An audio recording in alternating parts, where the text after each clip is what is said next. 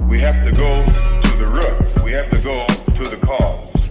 Dealing with the condition itself is not enough. Dear Mr. Massa, I'm just trying to mind my own business. What's the matter? It's just another day, another black king captured. I'm about to lose my brain, stuck inside this ghetto rapture. I got a lot of smoke. If you want it, you can have it. They want a hat trick, but this is black girl magic. Ain't here, but I'm talking about the power of the melanin within. Ain't looking for trouble, but I'ma say this one time. I put two dukes up if you try to touch mine. We still want justice for Tamir and Trayvon. You say you don't see color, but racism ain't blind. They targeting little kids whose skin look just like mine. So I'm paranoid, it's a war zone outside. And I'm a black queen, so if you ask me to step out of my car, you gon' have to snatch me. Cause I ain't going no damn well. Had to spend my whole life living unfair. Ancestors got my back and they right here. You can never understand, it's a nightmare. Living in my black shoes by the black rules. You can keep your handshake, I don't dap coons. The white man that go nuts if he cash you. But you all on his side like a damn fool. Make it make sense. We are oppressed. Queen. We are exploited. We are downtrodden. Make it make We are sense. denied not only civil rights, but even human rights. Ahmadiyyah. So the only way we're going to get some of this Ahmadiyyah. oppression and exploitation Queen. away from us or aside from us is come together Queen. against the common enemy. Who taught you to hate the texture of your Ahmadiyyah. hair? Who taught you to hate the color of your skin? Ahmadiyyah. Parents, pay attention to the books, the school system, even to your little children. Lies mixed with wisdom. His skin too bright, so he was blind to the prison. My skin just right, so I collide with division. You trying to pray to God, but we tired of religion. No savior saving, we got to save our savings. We used to pay miss, how we gon' make the slave rich? But who's to blame, and tell me why you complaining? We need a team effort just to rule the nation. Like a bad relationship, missing communication. We missing moderation. They're trying to get a poison to my population. No reparations. I'm getting tired of Satan. We are oppressed. I'm Queen. getting tired of waiting. We are downtrodden. Queen. We are denied not only civil rights, but even human rights. Ahmadiyyah. So the only way we're going to get some of this Ahmadiyyah. oppression and exploitation. Queen.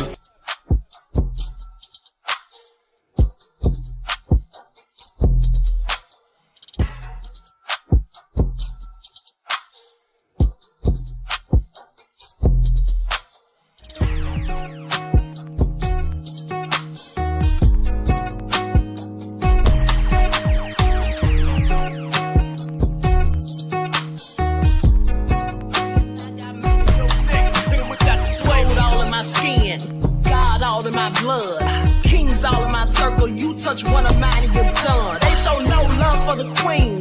Why you hating on me? Is it cause I'm free and I got Malcolm X in my jeans? I got dreams like King Luther, shed blood like Kunsa. You ain't helping my people, I ain't got nothing to say to ya. I want all the smoke like hookah. Talking reparations. America won't be great until they give us compensation. I'm like, I'm the hottest right now. See a bunch of lames out here trying to jock on my style. They be doing too much. I'm the queen, it's too easy. It's like they all in Popeyes, how they be talking so greasy. I just sit back and laugh while these haters get madder. So nefarious how they don't want my pockets with cheddar. I tell them they can do better. These snakes in the grass can leave a bite on your ass, cause y'all be trusting too fast. I got my foot on the gas, other one on they necks.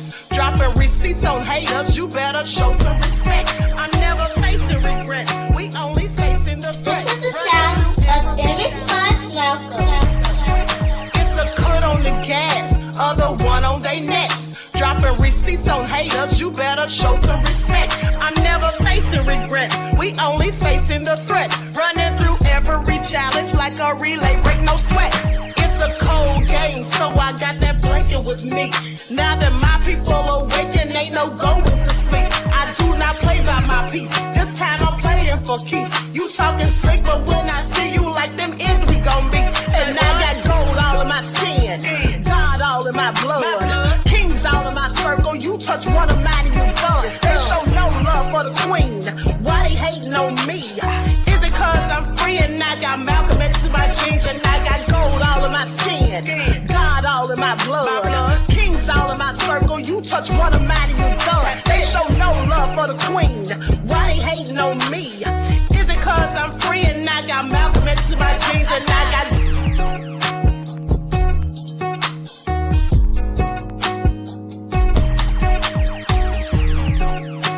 This is the sound of Image by... All right, hello everyone. Thanks for tuning back in once again to the original Queen Ahmadiyyah Shakur show.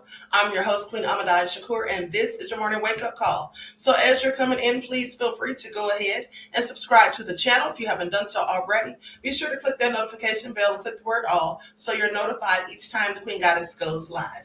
Also, don't forget to double check and make sure that you're still subscribed, especially if you haven't been receiving those notifications. All right. Also, don't forget to follow me on Instagram at Dr._A_Shakur, TikTok at Dr. A Shakur, and Twitter at DGoddess27. And as per usual, if you don't like what the Queen is cooking, you already know what to do. All right. So hello, Obsidian Blaze, Courtney J. Above all that drama, Juju is here. Pamela, all right, that crazy beach Aries, Israelite woman. Desmond is here, Sophie, Exquisite Film, Obsidian Blaze, Claudette, Nicole, Reggie. All right, let's get into it. Shout out to my moderators putting in work. Hey, Darnell, Pamela is here, Dangerous. All right, and shout out to all the loyal royals in the chat and everyone tuned into the Queen. Now, let's get ready to get into it. Nicole says exit stage left, or you may click that link. Okay, all right, so let's get started. First off, let's talk about Britney, because Britney's divorce has been settled with Sam Asghari. All right. Not a whole lot of details as to who got what, but it says Britney has reached a settlement to finalize her divorce from husband Sam Asghari, according to court documents. Now, less than a year after the pair announced they would end their 14-month marriage, attorneys for both Britney Spears and Asghari filed paperwork on Wednesday in Los Angeles court to end the proceedings. The filings say the uncontested divorce is bound by a written agreement regarding their property and spousal support. Now, you know what I find interesting? Now, I already reported to you all a couple of weeks ago, trying to turn this fan on. I reported to you all a couple of weeks ago how I thought it was interesting that Diddy's accountant, Robin Greenhill, who was listed in the lawsuit filings by Rodney Jones, okay, as being the one that was dispersing money to the SEX workers. But I found it interesting that she was also had ties to Britney, as did Diddy's manager, Lou Taylor.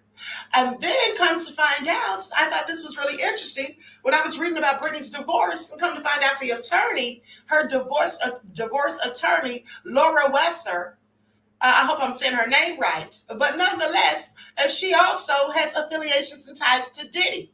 You all don't think that's just a bit interesting? She has ties to Diddy. This is the attorney. First of all, she's a very popular, celebrity divorce attorney, but she actually helped Diddy with his name change in around 2019, I believe it was. So anyway, I just thought that was interesting. All these people that are working with Britney have always had some type of affiliation to Diddy. Very interesting. And let's not forget that Lou Taylor has been friends with Diddy since he was working at Uptown Records, okay? So anyway, let me continue. Now, it goes on to say, Asghari filed for divorce from Spears in August, citing irreconcilable differences. The pair had dated since they met on the set of her Slumber Party music video back in 2016, before getting engaged in September of 2021. They soon tied the knot in a star-studded Los Angeles wedding ceremony in June of 2022, which featured a gate-crashing incident by a man Spears had briefly married in 2004. Now, following the news of the divorce, Asghari said at the time, "We will hold on to the love and respect we have for each other, and I wish her the best always." In her statement, Spears said, 6 years is a long time to be with someone, so I'm a little shocked, but I'm not here to explain why, because it's honestly nobody's business. Now, the mention in Wednesday's legal filings of a written agreement is likely a reference to a prenuptial agreement. When the pair married in 2022, TMZ reported that Asghari had signed an ironclad prenup, which meant that he doesn't get $1 from the fortune Brits made up to that point.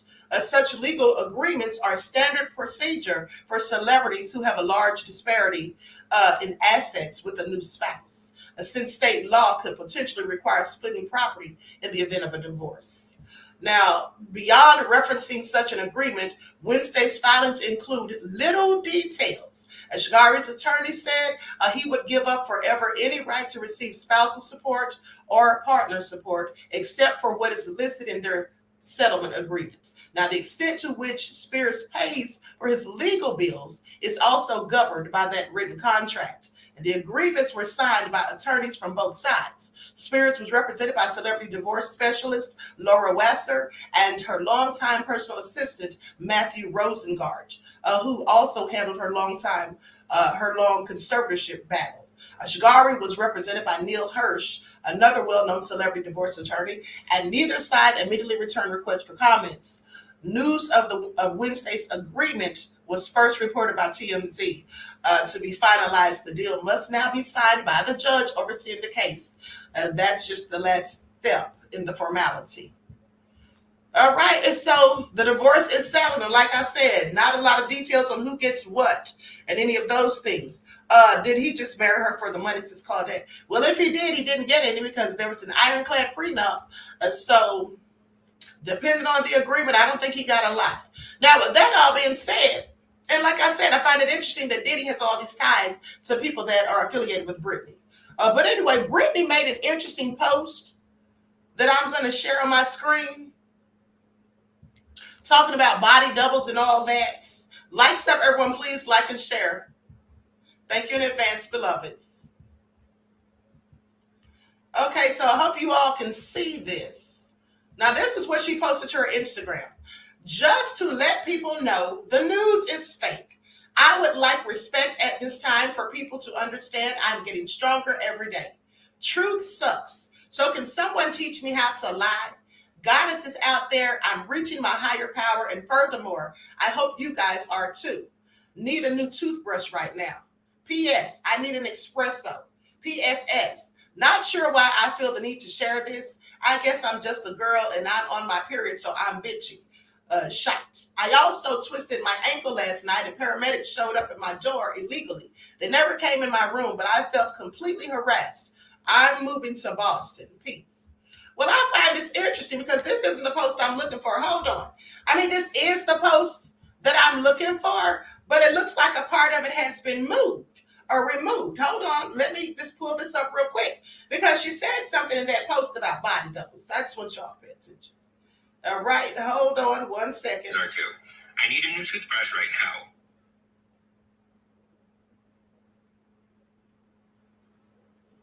Hold on, beloveds. Okay, yeah, she must have removed that part. I find it all so interesting. Hold on, let me just make sure I'm not tripping. Right, okay, so it says just to let people know the news is fake. So that part has been taken out because what it really said, I'm going to screenshot this real quick and send it to my email. Wonder why she removed it. They don't want people knowing about those body doubles because fans have been suggesting for years. Okay, here we go. A lot of posts have been removed and some songs, says Obsidian Blaze. I know, right? I find it all so nefarious. Okay, but anyway, send it to my email. Okay, there it is. Now I'm going to share it on my screen because someone had this on their TikTok. Now let me see if I can enlarge this so you all can see it. Like stuff, everyone please like and share.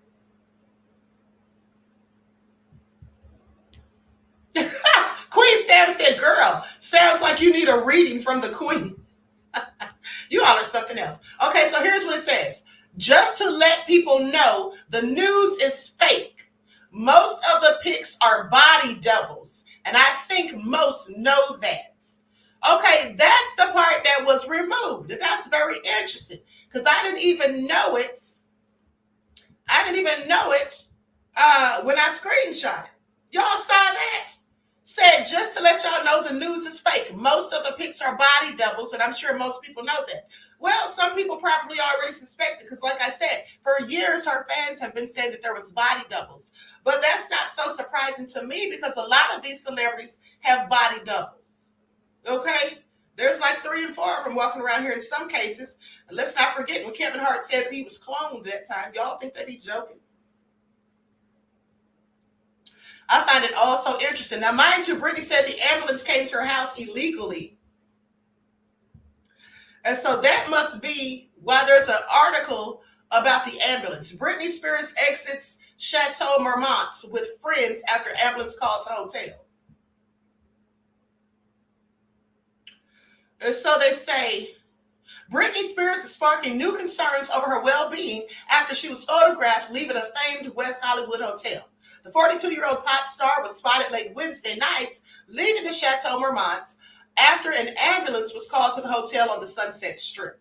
At this point, it's unclear if the ambulance was called for Spears, who was with her housekeeper or former housekeeper, Paul Richard Solis.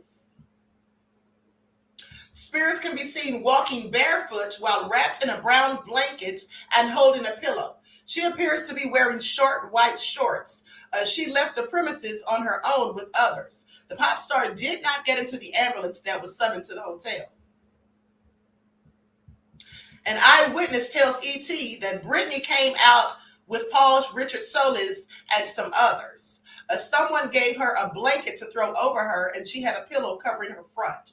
She took a few steps and turned around and went back, not getting into the stretcher that they brought out.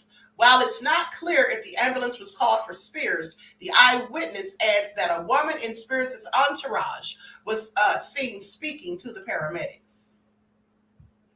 And here she is. I'm going to show you the picture in a second. Now, as for the ambulance called to the scene, a spokesperson for the Los Angeles Fire Department told ET the LAFD received a 911 call at around 12:42 a.m. that morning, May the 2nd of 2024, requesting aid for an injured adult female, but the caller did not offer specifics regarding the injury. One LAFD, which is the Los Angeles Fire Department, paramedic ambulance responded to the location. At this time, the spokesperson continued that it is not clear if the paramedic crew encountered the injured person or if they offered any medical assistance. The paramedic ambulance departed the Chateau Marmont at 1:17 a.m. without transporting anyone to the hospital. The spokesperson also added that there was no law enforcement response to the call. ET has reached out to Spears for comment, but a source tells ET that Spears is now safe at home and is fine. On Thursday, Spears posted and then deleted a post on Instagram in which she seemingly sought to dispel reports of her whereabouts the night prior. She posted a photo of what appeared to look like an AI-generated image of a man on the beach, but it's in the caption where Spears seemingly refuted the photograph showing her barefoot while walking or exiting the Chateau Marmont. Okay. So anyway, I find it also interesting. So I'm going to share my screen so you all can see this picture of her out here in a blanket with a pillow, no shoes, looking so ghetto. Thank you, Terry. Terry said that lipstick popping queen. Thank you, beloved. This is all nefarious. I want y'all to pay attention. Y'all see her right there?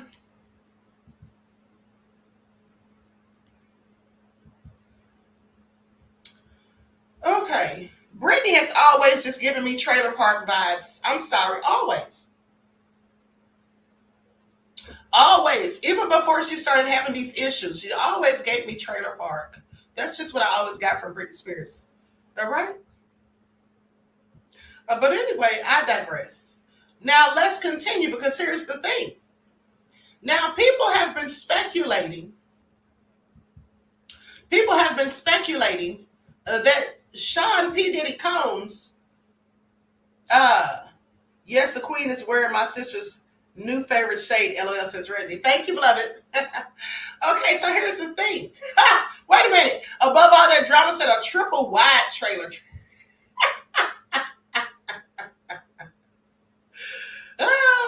Al Rich said, Queen, she is grounded. Is that what she calls it out there walking barefoot on the concrete? I could never. I absolutely could never. Mm-hmm. Just Anticipate says she's from Louisiana. Is she? I never knew that, but I digress. Okay, so anyway, here's the thing.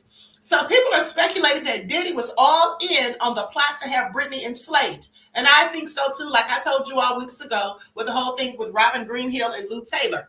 But, and then other people that are around Britney. But here's the thing. If you remember, it was in 2007 when Britney had that performance at the VMAs that was just a total bomb. Okay, they said that Diddy set her up because the night before, Diddy was out with Britney or she was out with Diddy. You know what Cat Williams said?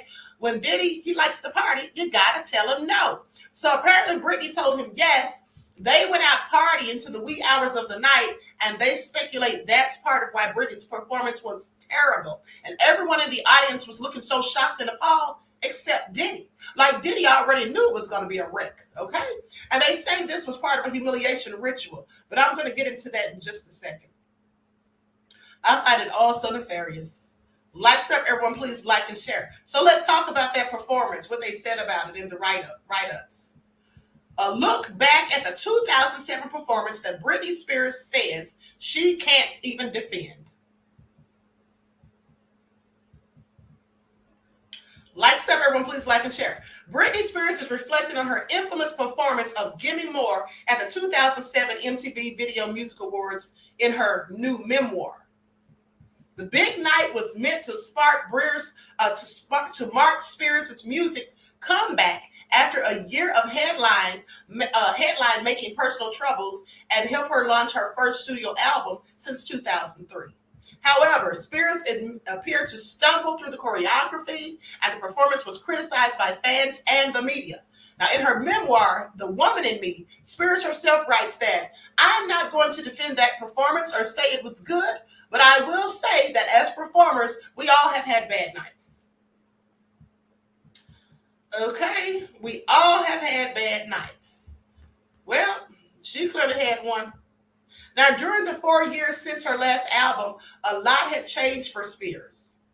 The pop star had gotten married to her now ex-husband, Kevin Federline, and had 2 children with him, Sean Preston and Jaden James. However, as Spears wrote in The Woman in Me, after she and Federline got married, their relationship started having problems as Federline's music career picked up and he started to spend more time away from home. He had a music career.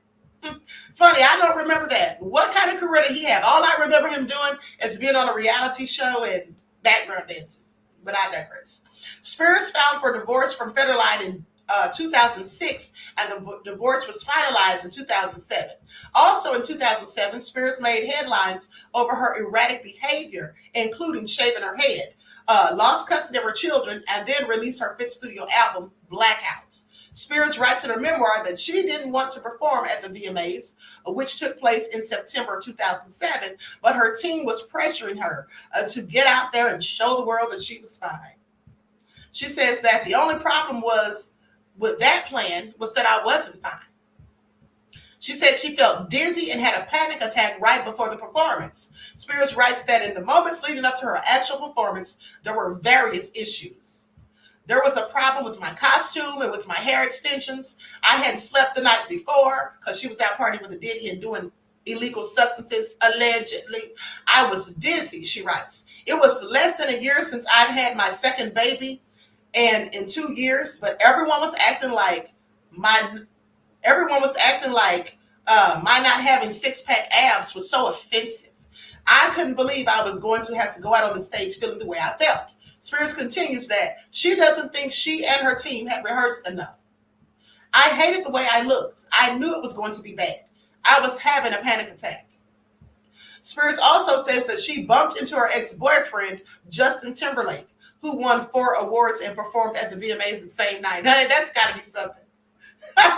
You know how you always want to show up and show out when your ex is on the scene, and instead he shows out, wins 4 awards, has a spectacular performance, and hers sucks. But let me continue. She says he was at the top of his game in every way, and he had a lot of swagger.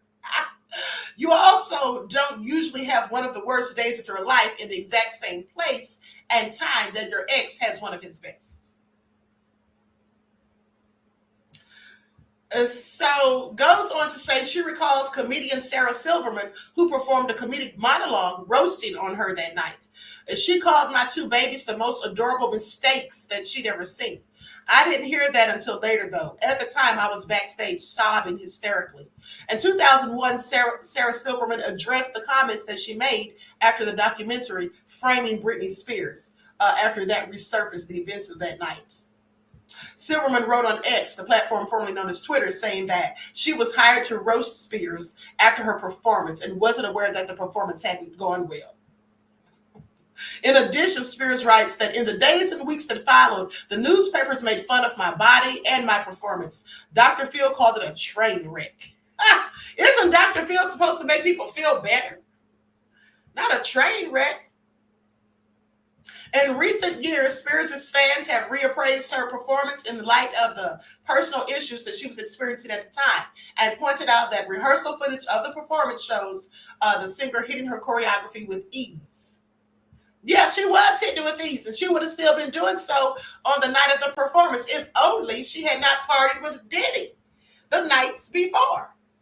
Okay, Terry Harford said, Diddy at the head of everything. Yes, Reggie said, I watched it, was embarrassed for her. Honey, I watched it too, and I was crying, okay? I was literally crying for Britney, crying, laughing. I was like, what are they doing? They look like bumbling idiots. Like, what's really going on? But anyway, I digress. Now, let's check out this video where they're going in about Diddy being the root cause behind all of it. Pay attention. 2007, and that infamous VMAs performance that many believe was the final humiliation ritual before Britney was placed under conservatorship. And this is also where we get to Diddy's alleged involvement in this evil plot against Britney. So this VMAs performance was advertised as Britney's big comeback, and the media was drumming up publicly for months. However, the performance ended up being a total disaster. Britney was lip-syncing out of sync, looked dazed and confused. Her hair and makeup were a mess. The outfit she wore was ill-fitting, and overall, it was a complete train wreck. And you could tell by the reactions of celebrities in the audience that it looked and sounded even worse in person. Most of them looked confused and shocked, almost like they were wondering if this was some kind of a prank. However, there was one person in the audience who didn't seem confused or shocked at all. You guessed it, Sean Diddy Combs. Now, the reason why Diddy was the only celeb in that audience who didn't seem confused by Britney's performance is because he allegedly played a role in the Sabotage and helped Britney's management orchestrate this humiliation ritual. So the VMAs took place on September 9th, and can you guess what Britney did the night before? That's right, she partied with Diddy. According to this article published by People on September 8th, Britney made at least 2 club stops filled with dancing and champagne on Friday night ahead of the VMAs, first hanging with magician and illusionist Chris Angel, then hitting a party thrown by Diddy. According to People, Britney first partied at Body English Club in the Hard Rock Hotel with Chris Angel, who was supposed to be part of her VMAs performance. However, Chris ended up ghosting Britney, which was also allegedly part of the secret plan to sabotage her performance. After leaving Body English, Britney reportedly popped up at Pure nightclub, where people said she received a warm welcome from Diddy. Diddy gave a shout out to Britney from the main stage at around 2 a.m., telling the crowd, "Listen up, we have Miss Britney Spears in the crowd." Britney was reportedly sitting in the VIP area, sipping champagne and dancing barefoot on a couch. And according to People, at one point, Diddy got on the microphone and told the crowd, "Britney, she holds her head up high, show some respect." Now, what's also interesting is that same night, Cassie was celebrating her 21st birthday in Vegas. At this point, Diddy and Cassie were not officially dating yet. However, Diddy had already started putting pressure on Cassie and using their 18-year age difference and his position in the industry to manipulate her. So in her lawsuit filed against Diddy last November, Cassie described how Diddy invited himself to her 21st birthday party and started making moves on her, despite knowing Cassie was in a relationship with someone else. Not only that, but Diddy himself was in a relationship with Kim Porter at the time, and Kim would sadly pass away about 1 month after Cassie's 21st birthday. Mr. Combs also ensured he was intertwined with Ms. Ventura's personal and social life, for instance, by inviting himself to Ms. Ventura's 21st birthday party in Las Vegas. Although Mr. Combs knew that Ms. Ventura was in a relationship at the time, and even though he was publicly in a relationship with Kim Porter, Mr. Combs nevertheless pursued Ms. Ventura. Okay, we already know that story. Diddy is a whole mess. I want you all to pay attention. Okay. All right, Terry here said, got to tell Diddy no. So I just want you all to pay attention. He had poor Britney out partying, honey. Listen to this. I find it also nefarious. This is the article that they were talking about from People. VMA star Britney Spears parties with Diddy and Chris Angel. The hip-hop mogul gives her a shout-out during a night of dancing and champagne. This is all crazy. Showing no pre-show jitters for her big MTV Video Music Awards performance, Britney Spears made at least 2 club stops filled with dancing and champagne on Friday night. First hanging with Chris Angel, then hitting a party thrown by Diddy. It's no telling what was going on at Diddy's party. Probably a whole freak off. Britney was probably involved in the freak off, and that's why she screwed up the next day. Please pay attention. That's all alleged. Now, at Body English in the Hard Rock Hotel, the pop star and her pals, who had a VIP table surrounded with 5 dozen roses, were joined by illusionists with whom she had been rehearsing. She wouldn't stop dancing with her friends, and she looked great, according to an onlooker. And after about an hour, Spears left hand in hand with Chris Angel. She then popped up at Pure nightclub, where she received a warm welcome from Diddy. Listen up, we have Miss Britney Spears in the crowd, Diddy announced from the main stage at about 2 a.m. in the morning, mind you. Okay, Spears had slipped into the club through a side door with 6 girlfriends wearing a strapless black mini that she held court in the VIP area, smiling, sipping champagne, and dancing barefoot on the couch. Now, at one point, Diddy got on the microphone and told the crowd, Britney, she holds her head up high. Show some respect.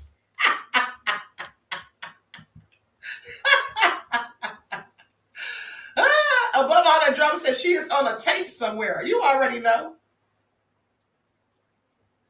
Terry Harford said, Young Queen, she was part of the freak offs. You know she was. I believe it. Okay, but goes on to say, he said, show some respect. Now, Spears ducked her head down shyly, but bounced back when her new single, Give Me More, blared over the speakers. Her friends jumped in front of her and started dancing. Honey, they were living their best lives, or so they thought. The singer left at around 2:30 a.m., smiling and waving to the crowd as she walked through a path cleared by security guards and headed to Norbar in the Luxor. The party appearance capped a busy day of Spears, who arrived in Vegas on Friday and rehearsed behind closed doors in the Palms Casino Resort's Pearl Theater for her comeback performance to open the VMAs on Sunday nights. It's saying, I think she's focusing on performing. This is what music producer J.R. Rodham said, who had worked on 7 songs for Spears' upcoming album. I know that her passion is performing. She loves being in the studio. She loves making music, but she's a born performer. Her whole focus has been, I just want to get up on stage and dance. So I'm excited because I know she is.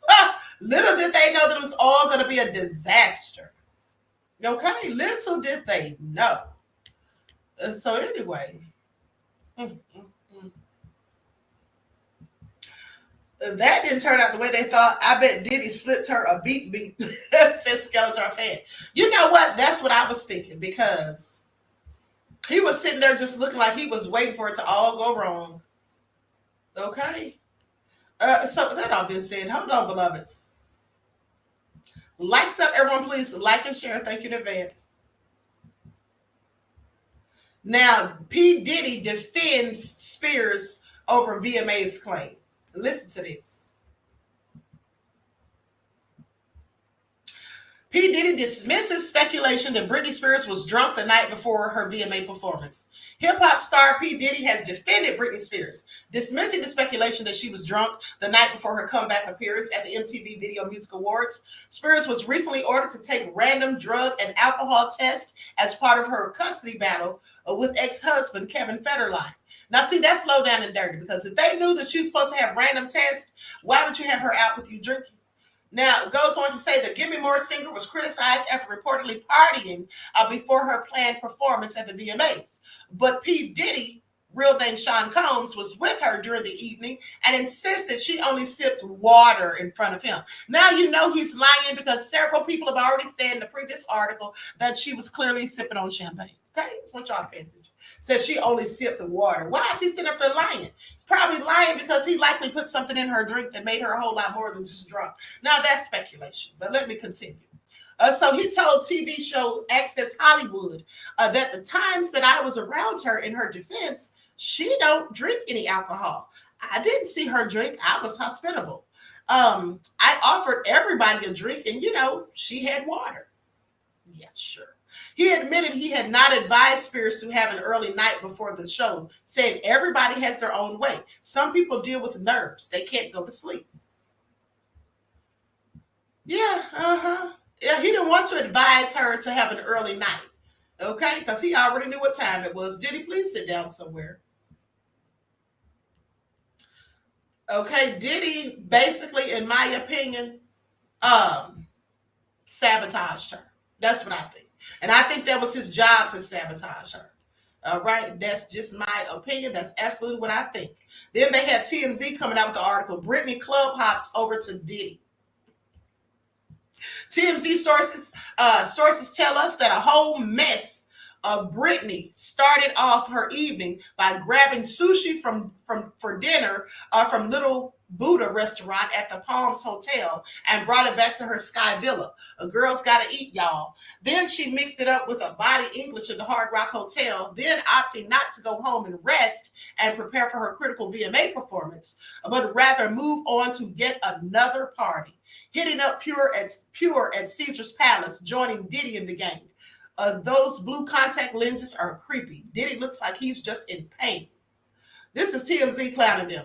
Nothing says I'm ready for my comeback close up like a frazzled weave, horrible nails, and dark circles under your eyes.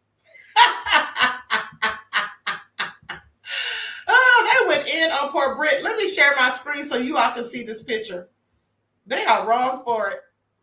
Like some, everyone, please like and share. There she is, her and Diddy, both looking a hot mess, if you ask me. That's how Britney went out with her hair. Reggie said, makes perfect sense if they were trying to force the conservatorship. Yes, of course, right? And then she wasn't supposed to be drinking or doing any illegal substances. Otherwise, she could lose her kids. That's probably why she lost it, or her kids, because she was out there doing all that stuff. And Diddy sit up there trying to lie. Tara said she didn't tell him no. She didn't tell him no in my Cat Williams voice. Exactly. Unfortunately not. Okay, likes up, everyone. Please like and share. Thank you in advance. Now, with that all being said, let's go to this next video. Hold on. I don't even know what this video is. Oh, here it is. Okay, I think this is some TMZ information on Brit. I read that you are going to actually give back the publishing rights to a bunch of artists on your label, which is incredible. Oh no, that's something else. We'll get to that. Well, I'll go ahead and play this because we're going to talk about Kendrick next. Yeah, so this is Aubrey O'Day basically talking about, and I showed you all this before, but they're talking about how Diddy was supposed to get back the publishing rights, and he's being praised for it. And TMZ is so fake. I want you all to pay attention because TMZ, I've told you how they paint narratives, and when people come out exposing certain things, they want to call them crazy or act like they're just lying and all of that. And how could they possibly know? But they paint narratives, and clearly that's what they were doing for Diddy. Please pay attention. I read that you are going to actually give back the publishing rights to a bunch of artists on your label, which is incredible. When TMZ ran the headline, and I have a screenshot of it because I do want to call you out. I received the publishing deal. I know what it says. I know how much money it was giving me. I'll tell you, $330. $300.30 for a full release of all claims against Diddy and many other players. At this point in time, what do you think his motivation was there? I think you would probably be making moves to keep as many people quiet as possible. When I went to look at the publishing deal, it said anything but I'm being made whole financially again. In fact, it asked me to not be able to have access to my story and my experience anymore. It asked me specifically to stay silent and never speak poorly about a human. So then I realized something really bad is coming.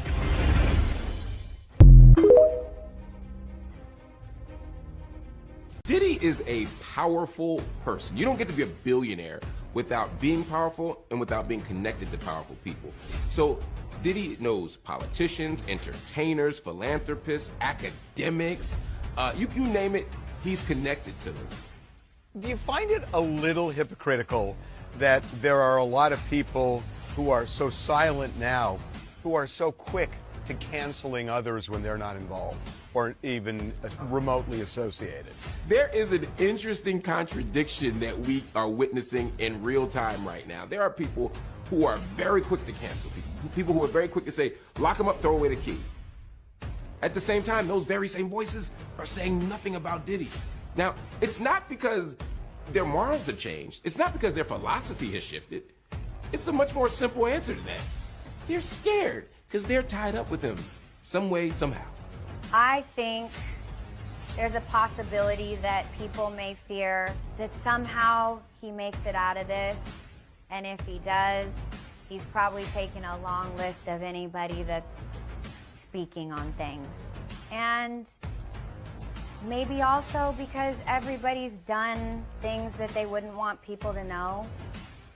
And they fear that involving themselves in a conversation like that puts them at risk. Cassie scared a whole lot of fucking men. There's people wrapping up their business nice and tight now because there are many more. No lies detected, okay? No lies detected, yes. A lot of these people are quiet, not saying anything because they absolutely are afraid and they know, okay, or at least they suspect that there's footage of them somewhere doing something nefarious and that Diddy has it tucked away somewhere. And if you all think that Diddy had all of that footage in his residences, think again, okay? Because he is smart. Like him or not, he is pretty smart. So I know that he's got some of that footage somewhere else, like I told you all. All right, Rich said that I do believe. Okay, so with that all been said, now Diddy will continue to be nefarious, and people aren't going to say anything because they're shook. Okay, we've seen or we've heard the allegations because we can't prove it, but we've heard the allegations of how Diddy gets down when somebody crosses him. All right, please pay attention. If you don't want your car blown up, if you don't want to be dangled over a balcony. All right. If you don't want to be chased down and hunted and beaten, the brakes beaten off of you, and then the footage purchased for $50,000 so no one ever sees it, leave Diddy alone. That's all I'm saying. Leave Diddy alone. Okay. Queen Ahmadiyyah, I was just watching a docuseries on Diddy. Tubi exposed his action. His dad involved in a lot of gangster lifestyle. So he learned from his father. Well, his father died when he was 2, and his mother lied to him about his father's death. Said he died in a car accident when he was really killed for being a snitch and informant, just like Diddy was an informant. And we don't have to say alleged. We saw the documents. I showed them to you. But with that all being said, I don't think that he learned it from his father because his father died when he was a toddler. But I do think that once he found out the truth of who his father was and what types of activities he was in, I think that inspired him to try to be that way. That's exactly what I think, beloved.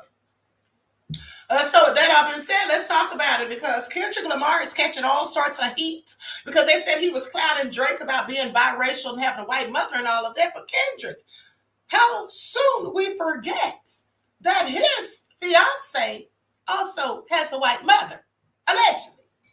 That's what the words on the streets are. Laverne said Diddy is just bad news. Absolutely. Mm-hmm. Absolutely. Now, with that all being said, has anyone once in the chats, has anyone been keeping up with this beef between Kendrick and Drake? Does anyone know how it all got started? Above all that drama, say, yes, she's mixed. Oh, yeah, she sure is. I can see that. Let me pull her picture up. I can see that. But anyway, now people are going in on him. So let's talk about, first of all, before I pull up her picture, let's just talk about how the beef got started. Now, as I recall, I have an article that I have not read yet, but it talks about everything you need to know about the beef. And so we're going to get into that. But here's what I do want to say. Now, from what I can recall, because I'm a Kendrick Lamar fan, never really been a Drake fan, but Kendrick does seem like he's kind of hating. I don't know why. So here's the thing. Kendrick Lamar needs to leave Billy Zane. Hold on. Needs to leave Billy Zane alone. Not Billy Zane. Hold on. I like Billy Zane. Are you calling Drake Billy Zane? I heard that this AM about that beef. Okay, so here's the thing. And now the first thing I remember is back in 2011, I think by at that point in time, Drake was, he was already popping. He had like maybe 4 or 5 Grammys at the time. Kendrick was trying to get on. And then Drake was, basically debating with his record label to get Kendrick to go on tour with him. Okay, and then they did a song together. And so then sometime after that, Kendrick comes out with a song where he's dissing all of the big people in the rap industry, including Drake. So Drake wasn't thrilled about it. And I remember Drake did an interview, and I should have pulled it up. But I remember Drake was being interviewed, and he mentioned it. And he said, that after Kendrick did that, like dissed him and other people, then when Kendrick saw him, it was like everything's all good, like it's all love. And he said, you can't say stuff like that and then come up and act like everything's all good. Was it fake? Was it real? Was it just for the people? So that to me is what sparked it. That to me is what sparked it. Rex said, Billy Zane is a blast from the past. You want some Motisa? Okay, I don't remember Billy Zane from that. I remember Billy Zane from Demon Night with Jada Pinkett. I remember him being also at he was in the movie they were watching on the screen at the drive-in in Poetic Justice. I remember him from that. So Motisa, I do remember those words, just don't remember the face of the person saying it. So that was Billy Zane. Okay, thank you. All right, so Drake's supposed to be in that secret society allegedly, says Terry. All right. Jamal said blackface artists don't get to call black folks ninja. Okay. Yeah, he did do blackface, but what do we say about that? Because Drake's father is black. So are biracial people not allowed to do blackface? I'm just asking for y'all's opinion. I don't think anybody should be doing it, but I just have questions. How do y'all feel about that? Once in the chat, if you have a problem with biracial people like Drake doing blackface. It sounds nefarious. Skeletor said he was also in Tombstone. I like that movie. I saw Tombstone. Okay, people putting ones in the chat. So let me just get this straight so we're not confused. If you're biracial, you better not be caught in blackface. Okay, next question. Can I do blackface?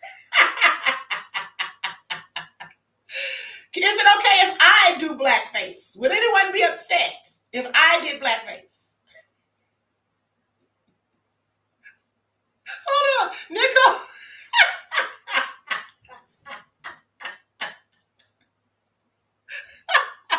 Nicole said light-skinned dudes are out of fashion right now.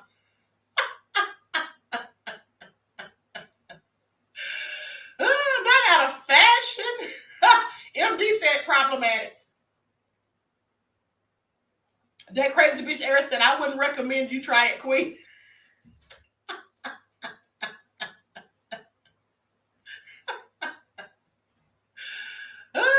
Egypt said we already walk around in black. Okay, I was clearly. I walk around in blackface every day. What are y'all talking? Michael said yes, Queen, all day long. Okay, this is all crazy. Okay, so that all been said. Fresh Air said it was funny when Eddie Murphy did whiteface for SNL. Okay. All right, now let me continue. Let me get it together here. So back to what I was saying. So at that point is where you'll lose your royal, says Nicole.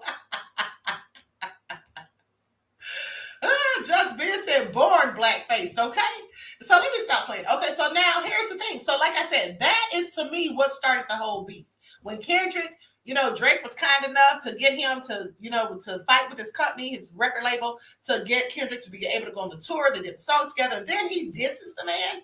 And then it's like everything's all gravy. So let's get into it and see what they say in this article, which like I said, I have not read yet. Hold on. Here it is right here. Drake, Kendrick Lamar beef explained. And this is supposedly a timeline. Okay.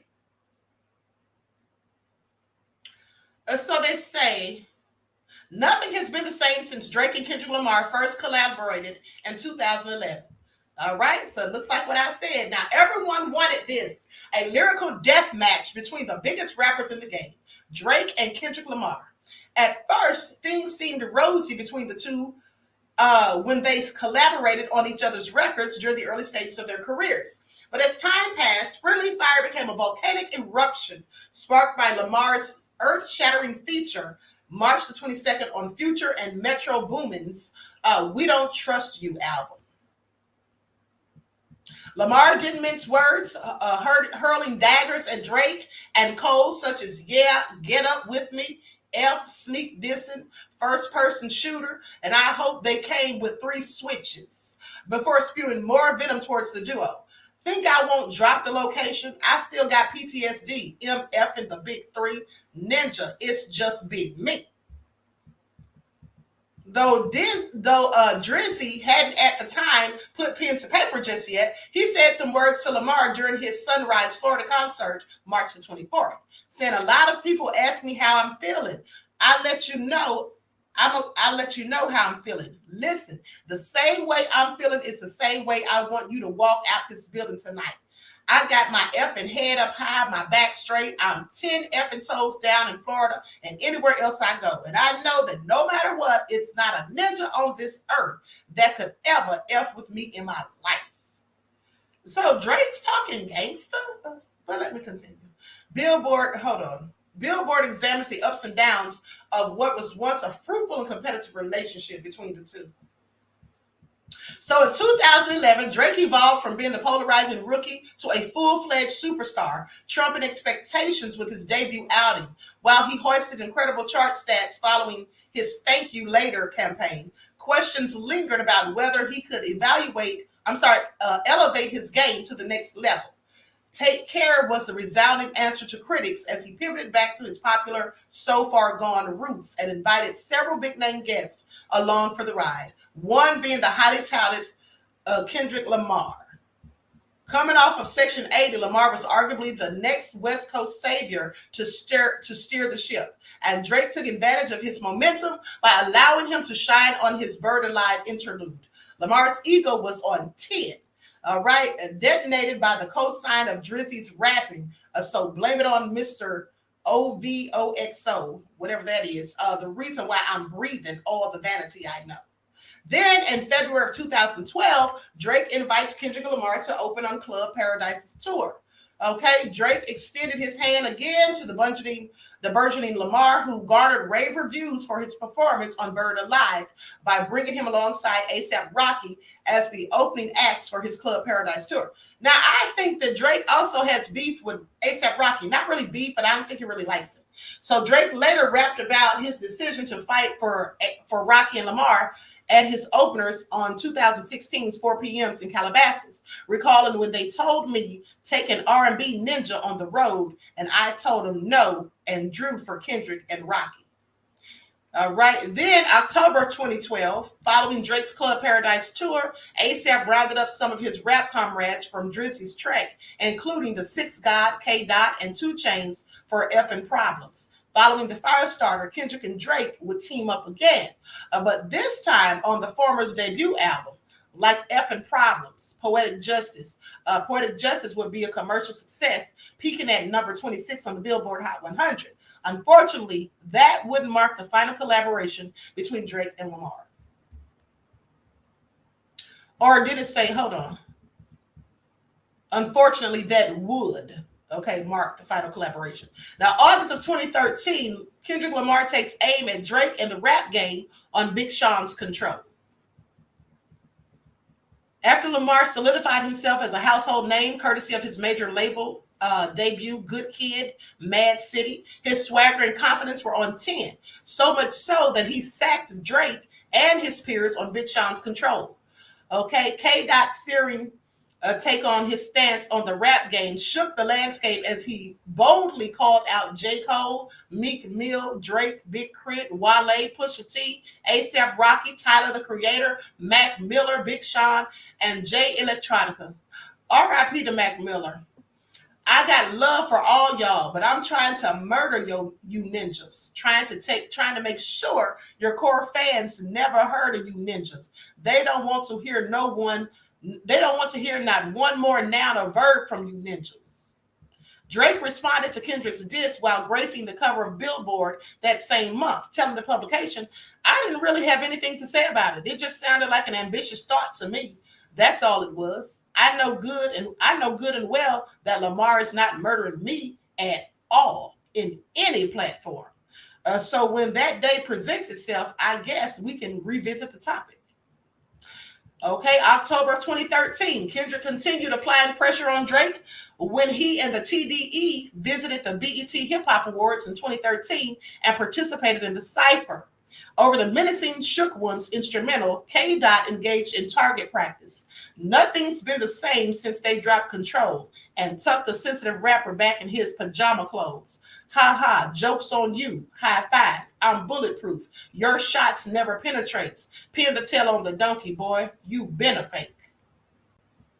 December of 2013. Now, during a cover story with Vibe magazine, Drake addressed his shots at Kendrick on the language and why he felt compelled to stand his ground against the Compton MC, saying where it became an issue is that I was rolling out an album while that verse was still bubbling. So my album rollout became about this thing. What am I supposed to do? Nah, well, be buddy. Mind you, I never once said that he's a bad guy or I don't like him. I think he's an effing genius in his own right, but I also stood my ground as I should. And with that came another step, which then I realized I'm being baited and I'm not going to fall. Jordan doesn't have to play pickup to prove that he could play ball, no offense. But I'm not going to give you the chance to shake me necessarily because I feel great. There's no real issue. 2015 and 2016, subtle shots fired from both sides, but nothing groundbreaking. So during these years, Kendrick and Drake exchanged a few jabs, most notably K. Dot, when he took aim at Drizzy on King Kunta and called him out over his ghostwriting allegations, saying, "I can dig rapping, but a rapper with a ghostwriter? What the F happened?" Drake countered back on the Game's 100 the same year, rapping, "I would have all your fans if I didn't go pop, and I stayed on some conscious-ish." Kendrick's onslaught continued on Dr. Dre's Compton album when he fired more shots on Dark Side Gone and Deep Water. The latter was the more chilling of the two, saying they liable to bury him. They nominated 6 to carry him. They worry him to death, but he's no vegetarian. The beef is on his breath, inheriting the drama better than a great white ninja. This is life in my aquarium. October 2023, Drake and J. Cole link up on the First Person Shooter. Drake and J. Cole made history when they scored their first Hot 100 #1 song together. Okay, and Cole's first of any kind with First Person Shooter. This would be their first collaboration since 2013's Jodeci Freestyle. The track is triumphant as they share the spotlight and boast about being stadium status MCs. Unbeknownst to him, Cole woke up the sleeping bear in Lamar when he was saluting the triumvirate, I hope I said that right, of him, K. Dot and Drake, saying, "Love when they argue the hardest MC. Is it K. Dot? Is it Aubrey or me? We the big three, like we started a league, but right now I feel like Muhammad Ali." Then March 22 of 2024, Kendrick goes full attack mode on Future and Metro Boomin's Like That. Kendrick didn't hold back when given the baton on Future and Metro Boomin's Like That. He fired a full clip of shots at both Cole and Drake, most notably the latter. Saying, "F sneak dissing, First Person Shooter. I hope they came with 3 switches." Lamar snarls when speaking on the chart-topping collaboration between the Evil Ways MCs. He continued demolishing both rappers with when he denounced the big three of him, Cole and Drake, by saying, "MFing the big three, ninja, it's just big me." He punctuated his verse by calling back to Drake's For All the Dogs album, rapping, "For all your dogs getting buried. That's a K with all those 9s. He goes see Pet Cemetery." Right then, March 25th of 2024, Drake similarly responds to K. Dot's diss during his It's All About a Blur Big as the What tour.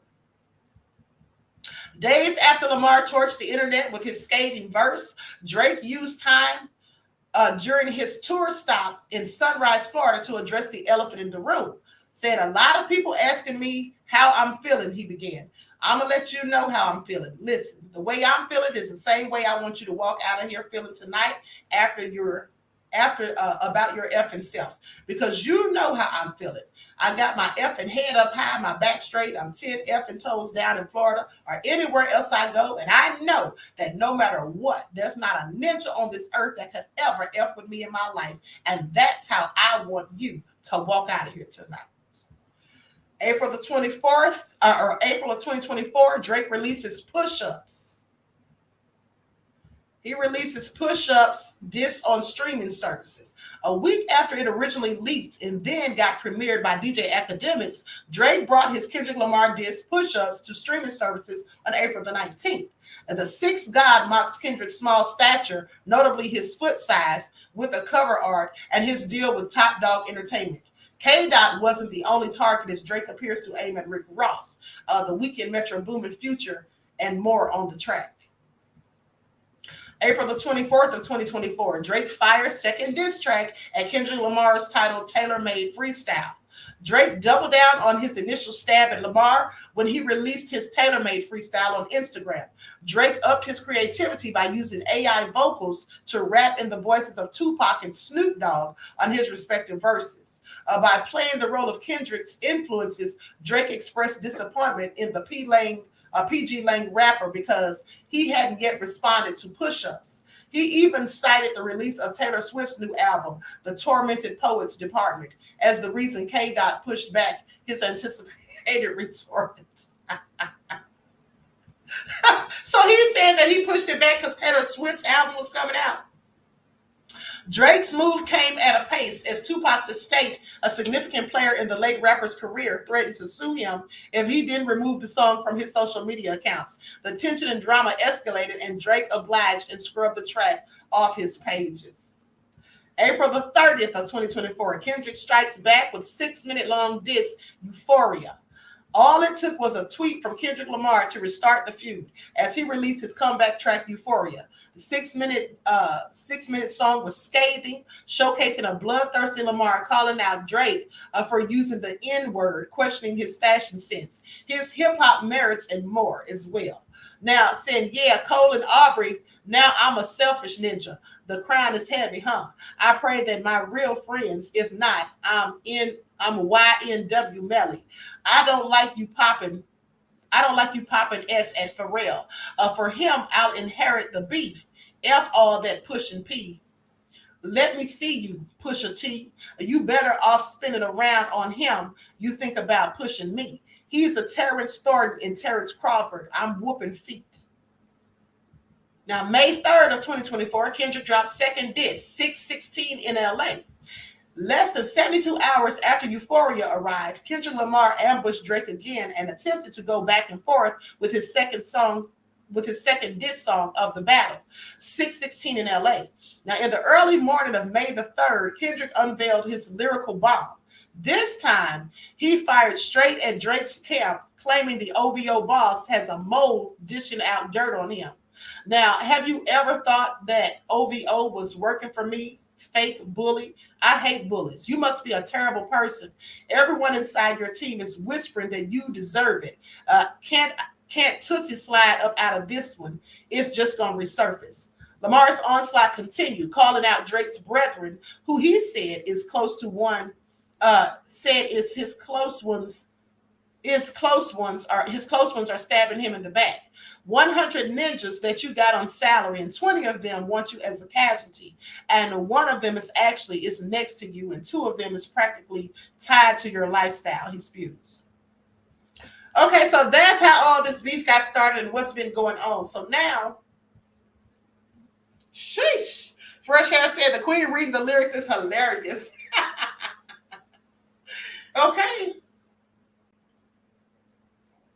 Two Noid said, this is nothing but publicity for both of them.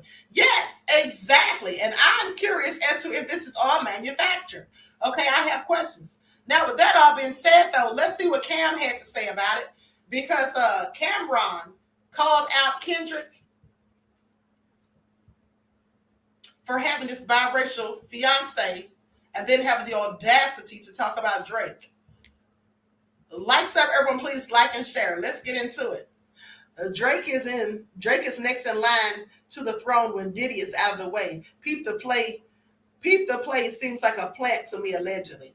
Well, you know, that's interesting because Drake actually called Kendrick a plant, which I thought was very interesting. I don't know why he would say that. Can I say about something? real woman? Yeah, that's a good point, Sinead. I heard all that too, but can I say something? Yes. And this is no diss diss whatsoever towards Kendrick Lamar, not even a little bit, because I don't got time. I don't want to double back in my life. I'm in a good space. I don't want no problem. Kendrick Lamar's wife is half white. She's mad. She's don't say that. She's light skinned. Yeah, don't say that. I'm saying, if you're accusing Drake, and I'm not taking sides, I'm just stating facts. If you're accusing Drake of being half white, and your wife, and you're using all this black card, your wife is half white.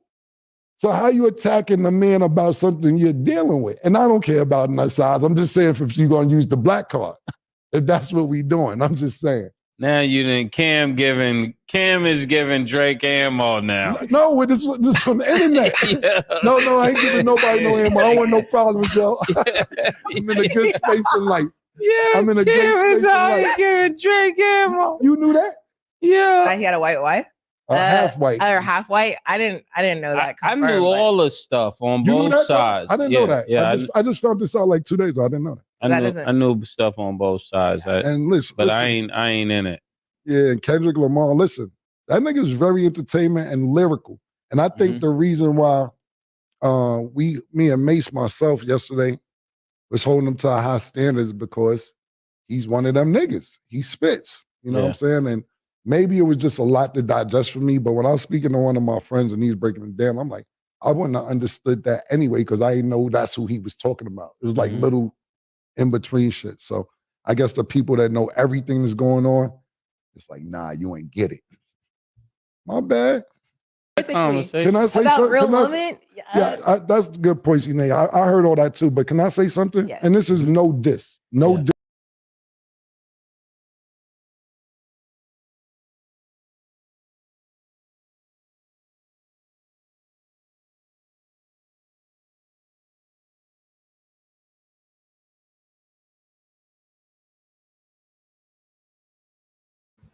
Forgot I was muted. Okay, so yeah, I just thought it was interesting that he's going in on Drake and then he's got a biracial fiance. Make it all make sense. Now, here is somebody else going in on him too.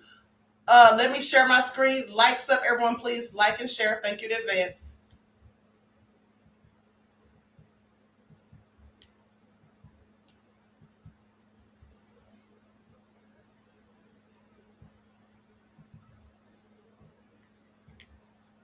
Has no right to question Drake's blackness. I really hate that I'm defending Drake right now, but I gotta call a thing a thing. K-Dot, baby, your wife is just as whitewashed as Drake is. Be fucking for real. Your wife has a white mother and is just as far removed from the black community as Drake is. If we're being honest, in terms of phenotype, Drake actually looks more black than your wife does. Your wife does not look black at all. She just looks like a woman of color.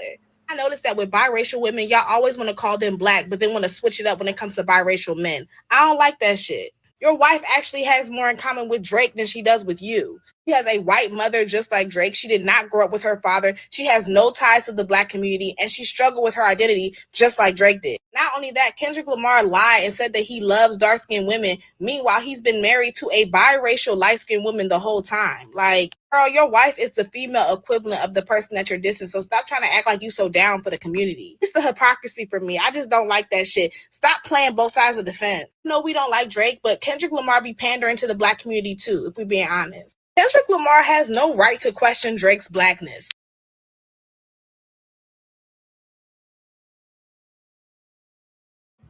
Well, what do you all have to say about that? What do you all have to say about that, beloveds? She was going in. Sounds similar, doesn't it, y'all? Yes, it does sound similar. It absolutely does. And I already know who you're talking about. Skeletor said, damn Kendrick's wife, you keeping it real. I like it.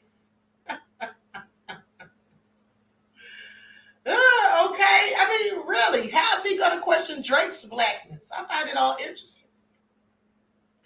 Really says, sounds like people making up ish.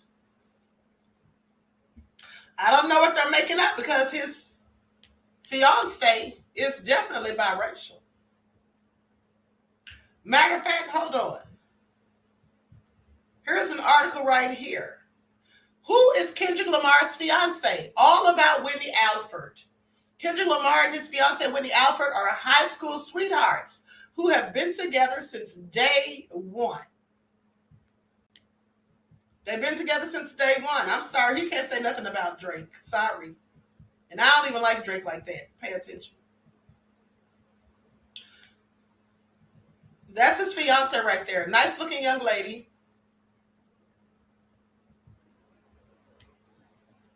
Not a Drake fan. I think they're going too far into it. It's a rap battle, for Lord's sake. Well, you know how they do. You know how they do. To top it off, Cameron don't like black women either. I don't know why you say Cameron doesn't like black women. Cameron dated Juju, who's blacker than me, for over a decade. He also had a crush on, Nia Long. Cameron does like black women. I've never seen him date anybody other than black women. All right? Now, he might have dated other races of women, but his longtime love was Juju, who's absolutely darker than me. She's Afro-Latina, okay? I think she's Dominican, but she's definitely darker than I am. Okay, so anyway, enough about that. How did Cameron become the topic? Okay, so with that all being said, 7-time Grammy winner Kendrick Lamar is famous for his revealing and introspective lyrics. But when it comes to discussing his private life outside of his tracks, the rapper is much more reserved. Lamar has been linked to his fiancée, Whitney Alford, for decades. The pair have been an item since they were teenagers, and they now share 2 children, their daughter Uzi and their son Enoch. Not Uzi and Enoch, and it's spelled just like Lil Uzi. Now, since the release of Kendrick's 5th studio album, Mr. Morale and the Big Steppers, Alford has started to share more of his life with Lamar, or more of her life with Lamar and their little ones on social media. In February of 2023, she posted a sweet video of her daughter watching Lamar accept an award at the Grammy Awards. The Count Me Out rapper mentioned family in his acceptance speech, and Uzi said, Daddy. He's talking about us. He's talking about us. He's talking about his family, Uzi and Enoch and Mommy. So who is the rapper's longtime love? Here's everything you need to know about Kendrick Lamar's fiancée, Whitney Alford. Okay, they started dating when they were teenagers. Lamar and Alford met as students at Centennial High School in their hometown of Compton, California, and southern Los Angeles. They were friends first before they became a couple and have been together ever since. Everybody that's been around me has been around since day one, and I can't change that. I don't change for anybody, he says. People that have been by your side, you're supposed to honor that. All right, so anyway, like I said, they've been together since they were teenagers, and this young lady is obviously biracial. So Kendrick needs to let that one go with Drake. All right? That's what he needs to do. He needs to let that go. So anyway, with that all being said, I'm about to be out of here. Listen, all these rappers starting these fake beefs, I don't really even think it's a beef. I think this is all a publicity stunt. They're out here trying to sell records. That's all it is. Don't be fooled, okay? And then Drake talking all tough. Drake is not Billy Bad Ace. It's not in my opinion, okay? Then again, you never know, but I just don't see him as being bad. All right? Compton tells me all I need to know, his wife is good with me, says M. Penny. Okay? She's good with me too, honey. If he likes her, I love her. But at the end of the day, don't try to clown Drake for being biracial and question his blackness when your wife's the same. That's all I'm saying. It's all I'm saying, beloved. Okay, so with that all being said, everyone please get the likes up. Cameron have dated several dark-skinned women since Perplex. Exactly. That's all I've ever seen him with. Okay, so likes up. Everyone please like and share. Thank you in advance. All right, I'm about to be out of here. Listen, I'm not going live on the backup channel today. I just don't feel like it. And but I will, however, be on the Race Take Great broadcast. Thank you, beloved. I will, however, be on the spiritual channel at 2:15. Okay, that's an hour and 15 minutes from now. Above all that drama, said great content, Queen. Thank you, beloved. I appreciate you. Okay, so we're going to be on the spiritual channel at 2:15. With that all being said, don't forget today's Trivia Friday, okay? Don't forget it's Trivia Friday, so I'm giving away a couple of ebooks. All right. That crazy beach area said, take a break, Queen. You know I will, honey. Tomorrow is Saturday. You know I will. Okay, so with that all being said, I love you all to life. Each one teach one. That's how we grow and thrive.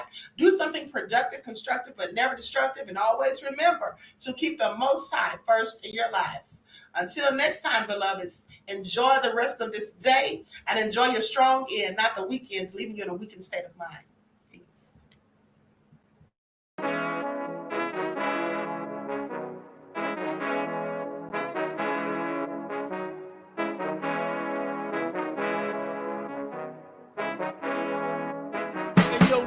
Hit him with that flavor. Soul all in my skin, God all in my blood, kings all in my circle. You touch one of mine and you're done. They show no love for the queen. Why you hating on me? Is it cause I'm free and I got Malcolm X in my jeans? I got dreams like King Luther, shed blood like Kunsa. You ain't helping my people, I ain't got nothing to say to ya. I want all the smoke like hookah. Talking reparations, America won't be great until they give us compensation. I'm like, I'm the hottest right now. See a bunch of lames out here trying to jock on my style. They be doing too much. I'm the queen, it's too easy. It's like they all at Popeyes, how they be talking so greasy. I just sit back and laugh while these haters get madder. So nefarious how they don't want my pockets with cheddar. I tell them they can do better. These snakes in the grass can leave a bite on your ass, cause y'all be trusting too fast. I got my foot on the gas, other one on they necks. Dropping receipts on haters, you better show some respect. I'm never facing regrets, we only facing the threats. Running through every challenge like a relay, break no sweat. It's a cold game, so I got that blanket with me. Now that my people awaken, ain't no going to sleep. I do not play by my piece, this time I'm playing for keeps. You talking slick, but when I see you like them ends, we gon' meet. And I got gold all in my skin, God all in my blood, kings all in my circle. You touch one of mine and you done. They show no love for the queen. Why they hating on me? Is it cause I'm free and I got Malcolm X in my jeans and I got gold all in my skin, God all in my blood, kings all in my circle. You touch one of mine and you done. They show no love for the queen. Why they hating on me? Is it cause I'm free and I got Malcolm X in my jeans and I got